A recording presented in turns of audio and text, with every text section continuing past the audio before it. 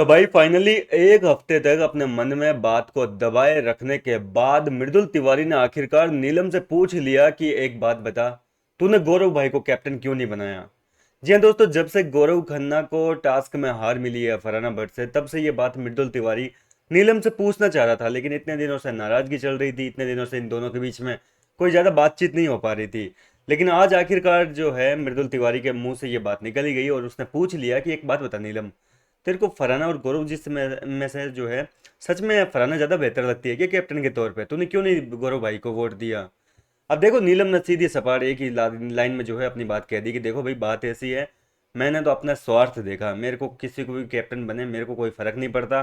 मैंने अपना स्वार्थ देखा, फरहाना को इसलिए कैप्टन बनाया क्योंकि उसमें मेरा ही भला था।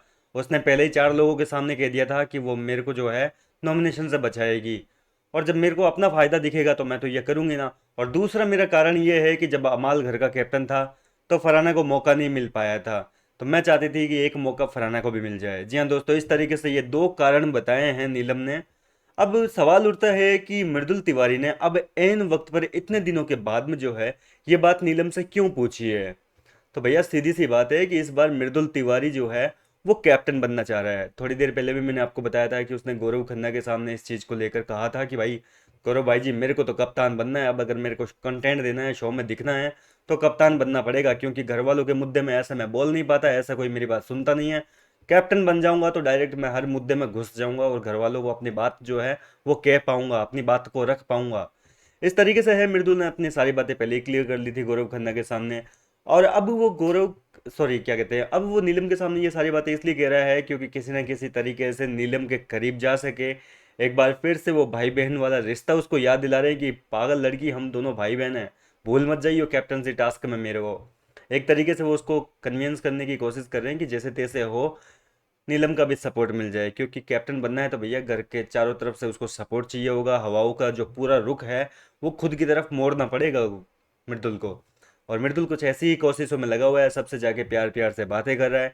हालांकि अब कैप्टनसी टास्क देखो किस तरीके से होगा ये तो वक्त ही बताएगा। सेटअप तो बड़ा जोरदार तरीके से लगाया है बिग बॉस ने।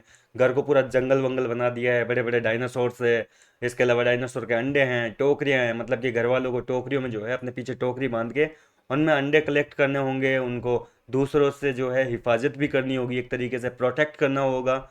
और इस तरीके से दावेदार बनेंगे। फिलहाल कौन दावेदार बनेगा, कौन कैप्टन बनेगा, ये तो वक्त ही बताएगा।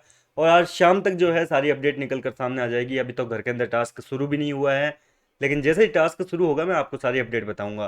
फिलहाल मृदुल तिवारी के सामने जो है नीलम ने यह खुलासा किया है कि आखिर क्यों उसने गौरव की बजाय फरहाना को कैप्टन चुना। आप क्या कहेंगे इस पर? अपनी राय मुझे कमेंट करके बताइए।